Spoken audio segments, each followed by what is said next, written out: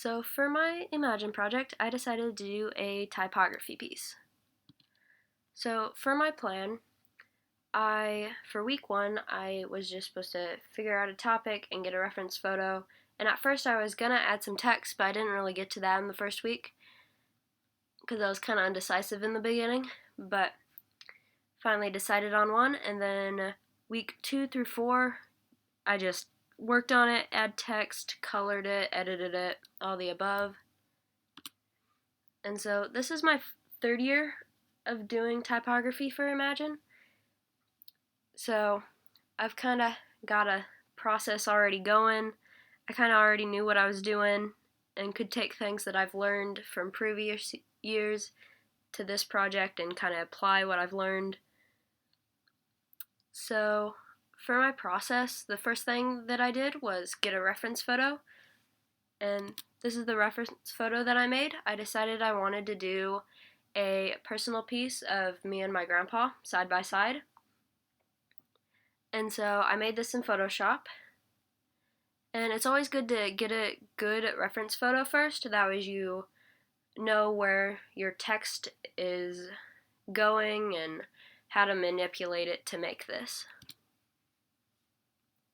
So then after you got that, it's always good to set your background to a black color. You can do other colors, but black just makes the color pop out more.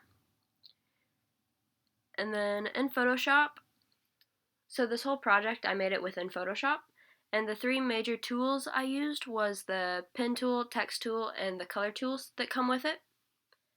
So once I'm in Photoshop, I'd just go to my pen tool. It's over here, or also the shortcut is just the letter P. And you'd click once, get an anchor point, then twice. You can also change the angles and stuff. And once you got your path, you go to your text tool, and it's over here, or the shortcut T, and you click on your path, and then you can add text, whatever you want. And then once you got that, you can select the letters you want to color. And then for coloring, you can go up here to this rectangle up top. And then when you click it, you'll get this setting little tool come up. And then from this, you can click around here to get the color you want, or you can use numbers. And I use these numbers for my black and white side of my little piece, because one, my reference photo wasn't black and white itself, so I couldn't do a match color tool because it wouldn't work well, and to keep everything consistent I wanted to use numbers. And then for the color side, I used the eyedrop tool, so you just hover over where the letters were to get a feel of what the coloring is, and it'd match it to what the reference photo is. So that's how I did coloring and add text, and then you just do that throughout your whole picture. And so in this process, problem solving is very important. And one of the problems I had right off the bat was just organization, because in your project, you'll get so many layers in the ending. These are all my folders right now, and I have folders within folders because it just made it nicer, because within each of these folders is multiple layers of just text, just random text. And so with these folders, it's easier to navigate and to really tell of what goes with what. And that way later on, if you do need to edit something, that you know what layer you're working on. So it's always good to group things, makes it less chaotic.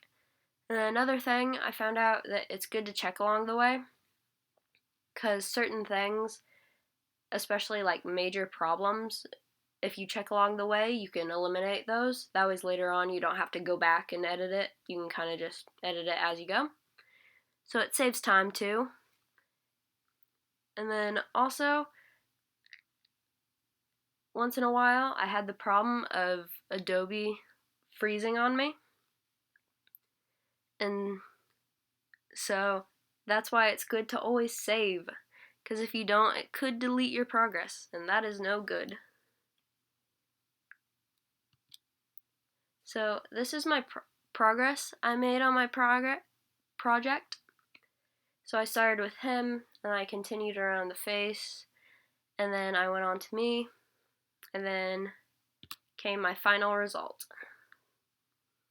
I named it The Ancestry Within Me.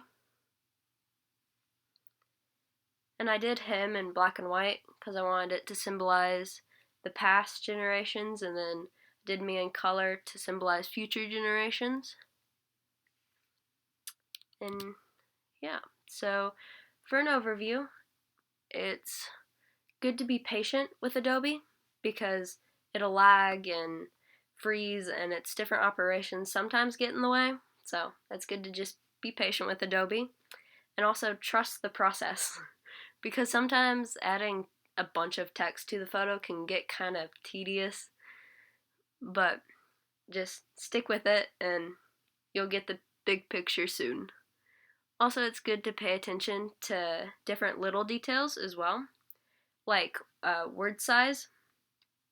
And it's good to pay attention to this because, like, word size, if it's small text, it's more dense, and so the color of what you choose, it'll be different, because with it being more dense, you might need to make it darker or lighter according to. And also, just make sure you give yourself enough time to do everything, because I know, especially at the end, I wish I gave myself more time at the ending because I was rushing. It takes a lot more time than you'd think, but it's a very fun process. And that was my eMagine project. Thank you for watching.